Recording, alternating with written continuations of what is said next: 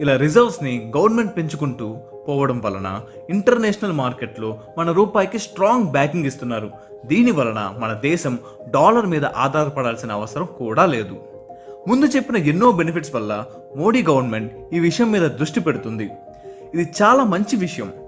అంతేకాక gold monetisation స్కీమ్తో Modi government ప్రజల దగ్గర ఉన్న బంగారాన్ని బ్యాంక్లో డిపాజిట్ చేసేలా ప్రోత్సహిస్తున్నారు. ఇలా చేయడం వల్ల గోల్డ్ని ఒక రకంగా ఎకనామీలో యాక్టివ్గా ఉండేలా చేశారు. అండ్ దీనివల్ల ప్రజలకు గవర్నమెంట్ ఇంట్రెస్ట్ని కూడా కల్పిస్తుంది. ఇలా రిజర్వ్స్ పెంచడం వల్ల ఇంటర్నేషనల్ ఇన్వెస్టర్స్కి ఇండియా మీద నమ్మకం పెరిగి ఎన్నో ఇంటర్నేషనల్ ఇన్వెస్టర్స్ ఇండియాలో పెట్టుబడులు పెడుతున్నారు. అండ్ వరల్డ్లో అందరూ ఇండియాని స్టేబుల్ ఎకనామిక్ కంట్రీగా ఇప్పుడు కన్సిడర్ చేస్తున్నారు. ఇలా ప్రెసెంట్ ఉన్న మోడీ గవర్నమెంట్ లీడర్షిప్లో గోల్డ్ రిజర్వ్స్ బాగా పెరిగాయి. దీంతో ప్రతి ఆస్పెక్ట్లో ఇండియా కాన్ఫిడెన్స్